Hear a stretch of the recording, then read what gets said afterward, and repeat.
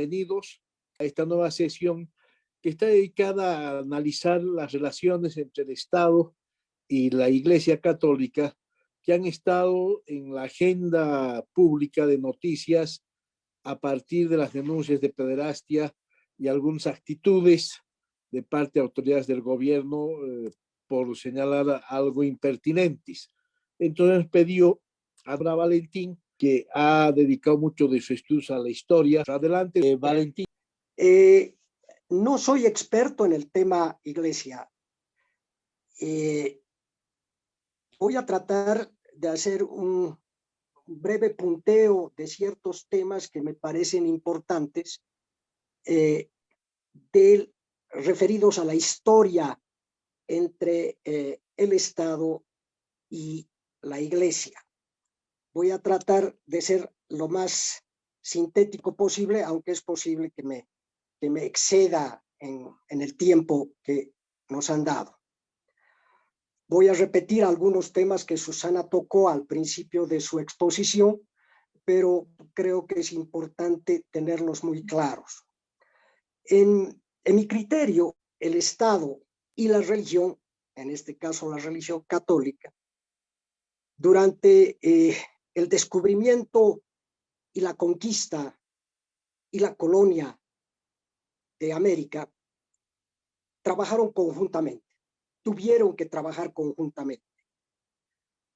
El Estado, la corona española, lo que buscaba era riqueza, y lo que la religión, la cruz, la espada y la cruz, lo que buscaba era la evangelización de los bárbaros, de los salvajes que vivían en este continente. Había que cristianizar a los infieles. Se produjeron, todos lo sabemos, es un hecho común, muchos excesos en este proceso, que se justificó precisamente por el tratar de dar evangelización a los bárbaros.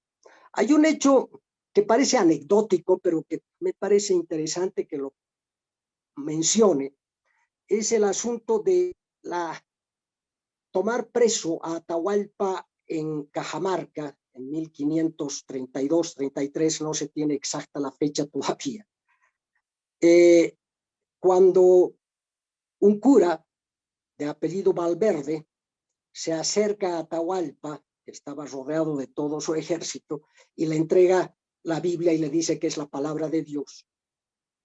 Atahualpa toma la Biblia, se la lleva al oído y al no escuchar nada la tira al suelo. Ese fue el inicio de que las tropas de Pizarro arrollaran a los indígenas y lo toma preso a Atahualpa. ¿Por qué es importante este tema? Porque ahí vemos claramente que hubo una relación muy, muy fuerte entre la espada y la cruz, es decir, entre el Estado y la Iglesia. La evangelización en la América requería necesariamente un poder económico que la sostenga, a través del que pueda llegar a evangelizar a los infieles. Este hecho hace que la Santa Sede y la corona española y también la portuguesa apliquen un sistema que se la llamó el patronato regio, el patronato real y finalmente conocido como el patronato en general. A través del patronato, lo que se buscaba es que se le daba potestad al rey para que nombrara a gente que él pensaba que pudiera desarrollar las acciones de la Iglesia en América. No era un tema nuevo, ya había sido desarrollado esto en Europa en lugares relativamente alejados, pero el tema surge, o el problema surge, porque acá en América era un continente absolutamente diferente lejanísimos de Europa y lejanísimos de la información que podía ir de un lado al otro.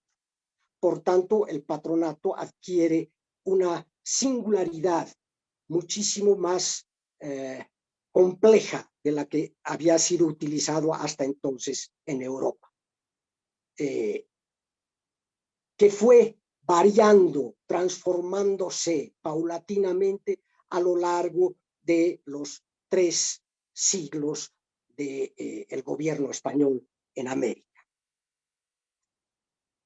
A cambio de que el rey pudiera nombrar a personajes especiales dentro de la iglesia en América, a cambio de eso, el rey se comprometía a erogar sumas para el mantenimiento de la iglesia en América y de la evangelización de los bárbaros, de los salvajes que existían en esta parte de América. Este sistema estuvo vigente durante los 3 siglos coloniales y posteriormente tomó ciertos caminos especiales ya en la República, en el sistema republicano de toda la América Latina. Con el drama de la independencia, la iglesia, al igual que sucede en el sector civil, la iglesia tiene un quiebre. El clero se divide, y el clero se divide de forma muy, muy, muy importante. Por un lado, hay sacerdotes, hay curas que se quedan con el criterio realista y otros que pasan al sector patriota, por llamarlo de alguna manera. Normalmente los que se quedan con el sector realista son los sacerdotes que han llegado a cierto grado importante dentro del sistema de la iglesia. En cambio, los que pasan al sector patriota son curas que no tenían mayor importancia dentro de la jerarquía de la iglesia. Dentro del tema realista voy a poner 2 o 3 ejemplos simplemente para apuntarlos. Lo tenemos a la Santa, Remigio la Santa, que fue obispo de La Paz, que llegó inclusive a crear un ejército, un pequeño ejército, con el que ingresó a la zona de los Yungas para sostener al sistema realista. O Benito Moxó, que fue un cura español que estuvo en Chuquisaca, en Charcas, un intelectual, tiene varios libros, pero que se quedó con el lado realista. Por el contrario, en el lado patriota lo tenemos alguien que lo hemos escuchado muchas veces, Ildefonso Muñecas, de las Muñecas, que creó una guerrilla especial y combatió a los realistas. O lo tenemos a un personaje muy singular, José Antonio Medina, un cura de Sica Sica, que se dice que es el autor de la proclama de la Junta Tuitiva de julio de 1809. De esta manera tenemos esa diferencia, ese quiebre que existe entre el clero realista y el clero patriota. Hay casos especiales de gente que primero estuvo con los realistas y que luego pasó al sector patriota. Uno de ellos, que es muy importante, fue José Mariano Mendizábal. Este hombre llegó a ser diputado en la Asamblea Deliberante de 1825, fue vicepresidente inclusive de esa asamblea y fue un sacerdote que votó cuando se tuvo que elegir si Bolivia o si el Alto Perú iba a pertenecer a la Argentina, al Perú, o iba a ser independiente. Este fue uno de los 48, dos votaron por pertenecer al Perú. Este sacerdote votó por pertenecer, fue uno de los dos que votó por pertenecer al Perú. Hay un caso llamativo que me gustaría comentarlo, poco conocido pero llamativo. Se trata de un cura que se llama Mariano de la Torre Ibera, que había nacido en Córdoba, en lo que actualmente es la Argentina, y estudió para cura, fue sacerdote, pero terminó siendo un realista furioso, un realista a carta cabal, ambicioso y muy tirado para las armas. Participó en varias batallas en la independencia, siempre al lado realista, por supuesto, y ocupó ciertos cargos tanto en La Paz como en Lima, y finalmente terminó yéndose a vivir a Madrid. En ese momento llega la victoria patriota de Ayacucho, y al hombre lo busca la gente del gobierno español y lo convence de que regrese a América para poder apoyar al único núcleo realista que existía en el Alto Perú, que era el general Olañeta. El hombre acepta aquello y con un grupo de gente allegada se embarca con destino en ese tiempo al Alto Perú todavía. Nunca llega al Alto Perú, se tiene que quedar en Río de Janeiro esperando el nombramiento que tenía que haber sido firmado por el Papa. El Papa nunca firmó aquel nombramiento y el hombre se quedó varado en Río de Janeiro con su gente. Pero lo interesante de todo esto, y por eso lo traigo a colación, es que el hombre o el sistema requería un nombramiento del Papa, cuando se habían dado casos de otra naturaleza para que gente de la Iglesia no necesiten necesariamente el nombramiento firmado, basta que el rey pudiera nombrarlo y iba a llegar a ser el obispo auxiliar de Charcas. Nunca llegó a hacerlo, por tanto no hubo apoyo a Olañeta y aquello quedó en nada. Sin embargo, es importante anotar un hecho fundamental, ¿no es cierto? Si bien España en ese momento no envió ejércitos, parece que evidentemente mandó gente como La Torre para que pudieran llegar a Bolivia, en este caso al Alto Perú, y ayudar a la causa que se estaba desarrollando. Mientras estaba en Río de Janeiro, este hombre tuvo contacto con otro cura, otro sacerdote, que había sido en su momento el hombre que firmó un acuerdo con las autoridades brasileñas para traspasar la Chiquitanía. ¿Se acuerdan ustedes que a comienzos de 1825 hay un ingreso de tropas brasileñas a Bolivia, a la Chiquitanía precisamente? Pues quien había firmado un acuerdo con estas autoridades era un cura que también era militar, José María Velasco, que admitía el ingreso de tropas brasileñas y definitivamente el traspasar la Chiquitanía al Brasil.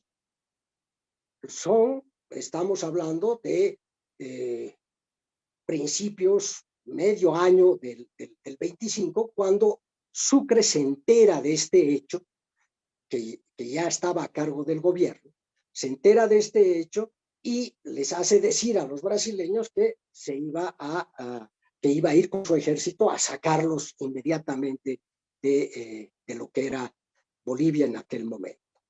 Este hombre, este Velasco, forma parte del equipo de la Torre, pero que nunca volvieron o nunca pudieron ingresar a Bolivia por los hechos que acabo de comentarles. Lamentablemente, el Vaticano, la Santa Sede, no reconoció de inmediato a las repúblicas que se fueron formando en la América. Se tomó su tiempo, se tomó largos años, tal vez pensando que podría haber habido un cambio, aunque esto es muy relativo. La Iglesia era, en aquel momento, la institución que mejor información tenía de lo que estaba sucediendo, no solamente en América, sino en el mundo entero.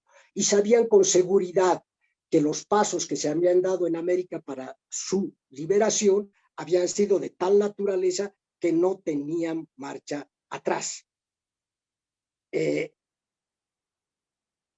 todo caso, lo que todas las repúblicas, las nuevas repúblicas que fueron creadas en Sudamérica hicieron fue asumir el patronato autónomamente como una política de hecho, de facto, digamos así, que les permitió seguir manteniendo al clero, seguir manteniendo a la iglesia y seguir nombrando a ciertas autoridades eclesiásticas bajo su criterio. Tal vez uno de los temas interesantes en todo este tema es la constitución vitalicia que la hizo Bolívar y que merece una muy breve explicación. Cuando llega Bolívar a Bolivia, el 85, después de agosto del 85, se le pide que sea el autor o el que haga que manufacture la nueva constitución. Bolívar acepta encantado. Hay cartas en las que dice Bolívar que va a ser la constitución más liberal del mundo, y Bolívar se pone a trabajar en esa constitución a partir de diciembre del 25. A fines de diciembre del 25, Bolívar retorna a Lima y termina de hacer la constitución, que la envía para que el Congreso Constituyente del 26 la apruebe. La constitución de Bolívar tiene varios temas interesantes, pero hay uno en particular que hay que tomarlo en cuenta. Bolívar, en cuanto a religión, no dijo absolutamente nada. No se refirió en nada a ninguna religión. Dejó en blanco aquello. La Constitución llegó a Bolivia y fue directamente a manos de Sucre, que le corrigió temas absolutamente adjetivos, sin entrar en el meollo de la cuestión, y tampoco hizo ninguna referencia al tema de la religión. La religión no existía en la Constitución vitalicia.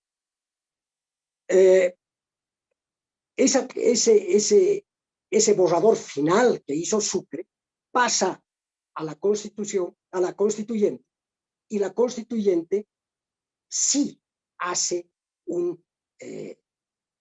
nota perfecta sobre la religión, ¿cierto?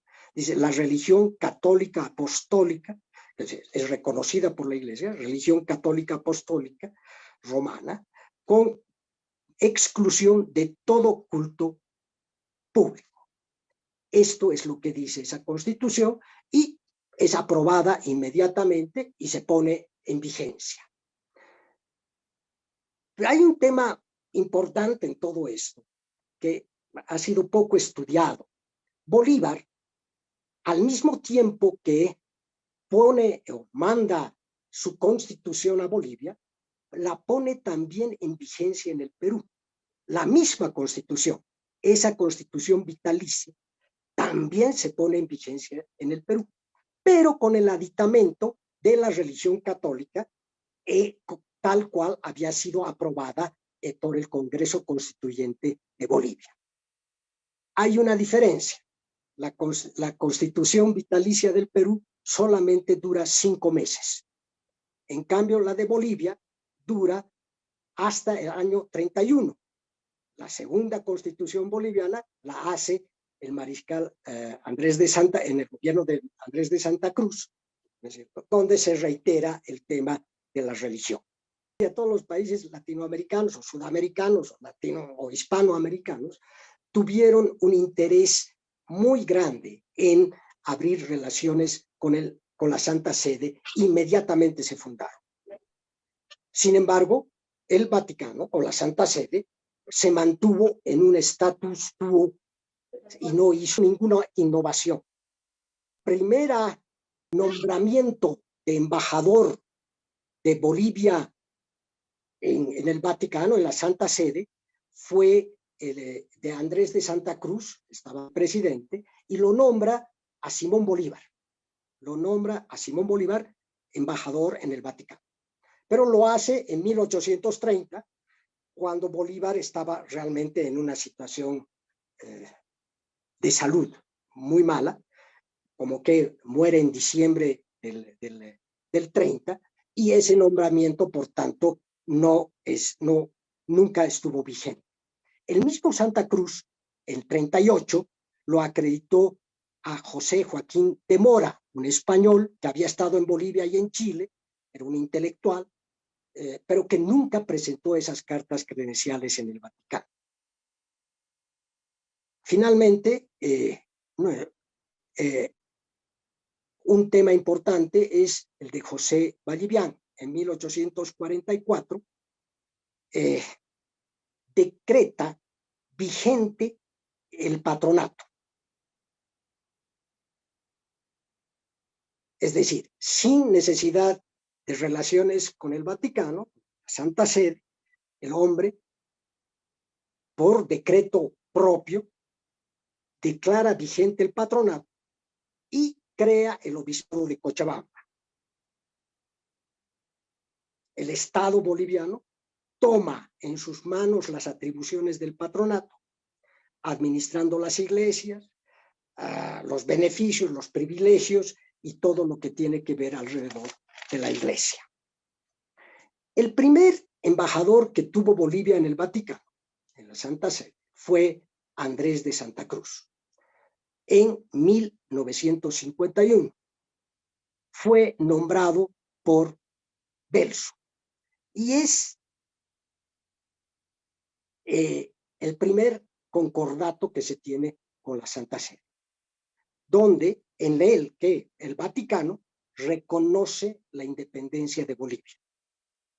Y obviamente se reconoce también que la religión católica apostólica romana seguirá siendo la única religión aprobada por Bolivia. Fija los gastos del personal de las iglesias y el Papa reconoce al presidente la facultad de presentar los cargos que estuvieran vacantes dentro de la iglesia. Sin embargo, un hecho de lo más anecdótico es que ese concordato llega al Parlamento y nunca se lo aprueba. Quedó en suspenso, pero de alguna manera se lo siguió utilizando como si estuviera vigente. Durante varios años, el nuncio apostólico, desde 1870, entiendo, la Santa Sede manda un nuncio apostólico para Perú y Bolivia, que atendía ambos países. Ese tema se rompió en 1882 cuando el nuncio, cuando por primera vez hay un nuncio específicamente para Bolivia.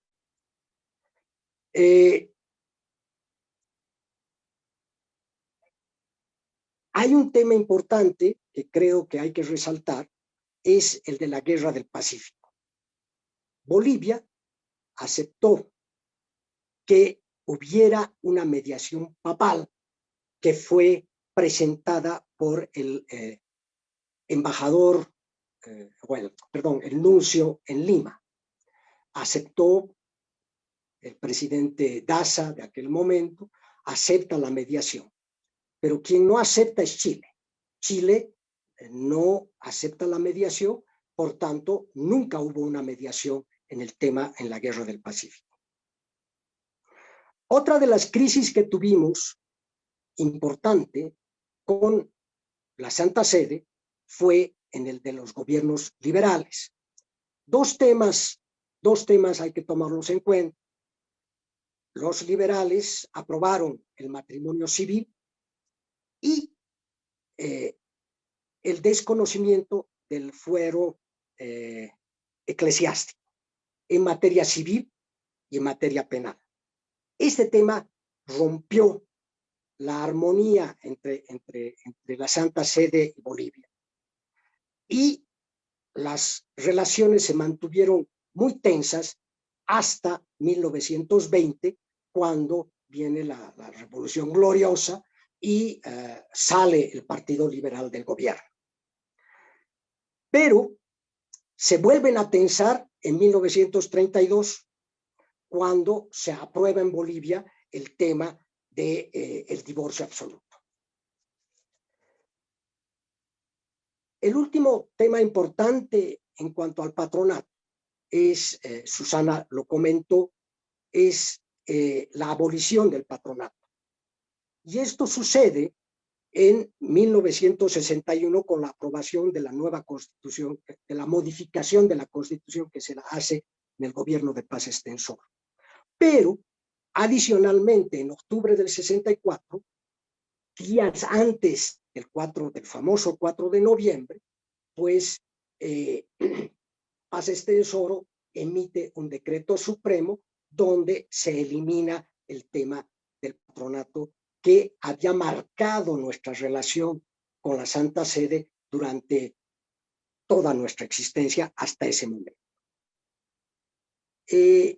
Quisiera hacer un último comentario para terminar esto.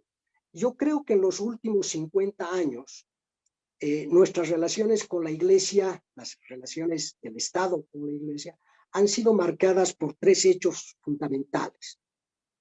En 1985, el diálogo,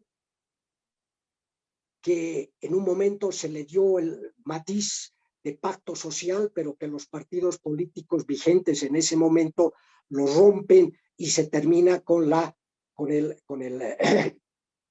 renuncia de Siles Suazo.